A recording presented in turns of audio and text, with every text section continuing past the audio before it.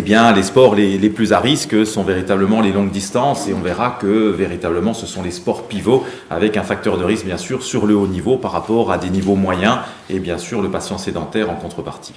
Vous avez un sportif adolescent qui vient pour une tendinopathie des adducteurs ou une pathologie douloureuse de la région inguinale. S'il y a limitation de mobilité, on s'arrête et on va jusqu'au bilan plus poussé pour vérifier l'état de l'articulation. Et voilà une hanche arthrosique avec un ostéophyte, un bombement de la capsule et du liquide articulaire. Donc là, on a tous les stigmates de ce qu'on a vu précédemment, avec non pas tant le pincement qu'on verra bien sûr en charge sur les radiographies, mais les remaniements ostéophytiques, des petites calcifications. On retrouve cet ostéophyte à la jonction tête-col, on retrouve notre épanchement avec un gonflement de la capsule. Et donc, l'échographie aujourd'hui est un outil fort sur la lecture et le suivi de la notion d'épanchement, de poussée congestive et éventuellement de gestes thérapeutiques.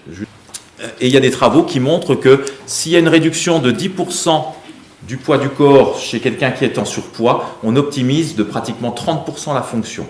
Bon, c'est une étude australienne qui a été faite sur des douleurs de hanche et qui montre que quand on s'intéresse à ces moyens fessiers qui sont présents souvent dans les coxarthroses secondairement, eh bien, quand on fait une éducation thérapeutique avec des auto-exercices, eh bien, on a un effet supérieur aux gestes infiltratifs de cortisone et au placebo.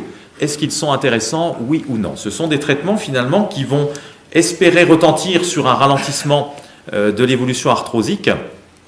Eh bien, ce qui est démontré, c'est qu'ils agissent un petit peu sur la douleur. Alors, l'effet n'est pas miraculeux, le délai d'action est un petit peu différé, il y a un petit effet rémanent. Quand on a pris plusieurs mois d'un traitement et que le patient a été répondeur, on a l'impression que ça se prolonge un petit peu, mais globalement, il y a une efficacité qui est au-dessus du placebo, qui est modeste, avec un effet symptomatique et une économie probablement des traitements antalgiques et anti-inflammatoires.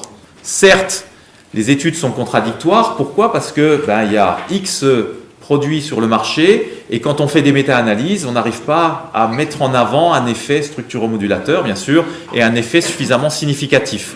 Donc oui, ça a été déremboursé.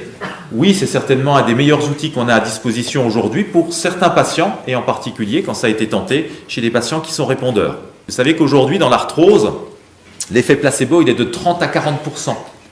30 à 40%. Et quand vous faites un geste infiltratif intra-articulaire, vous doublez l'effet placebo. Donc globalement, la difficulté de ces travaux, c'est qu'ils devraient être menés contre placebo. Et que quand vous avez, comme ce qui est fait là en Espagne, beaucoup des travaux qui sont contre un traitement symptomatique par voie orale, là les résultats ils sont totalement ininterprétables. Donc globalement, trop c'est pas bon. Trop avec des sauts, chez quelqu'un qui va faire du trail par exemple, c'est difficile. Quand on fait des exercices réguliers, et ça c'est démontré chez l'animal, on va augmenter l'épaisseur et la qualité du cartilage. Donc globalement, le patient qui a une arthrose de hanche, c'est engagé, mais il va falloir limiter cette évolution.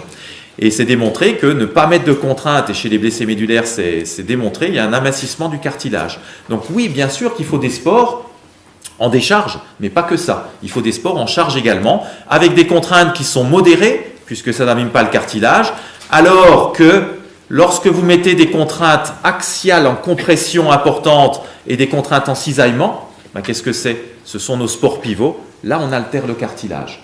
Et éduquer le patient vers une auto-rééducation, technique de décoaptation, il ne pourra pas le faire, il le fera avec son kinésithérapeute. Par contre, il fera des étirements au pourtour de bassin, au pourtour de hanche.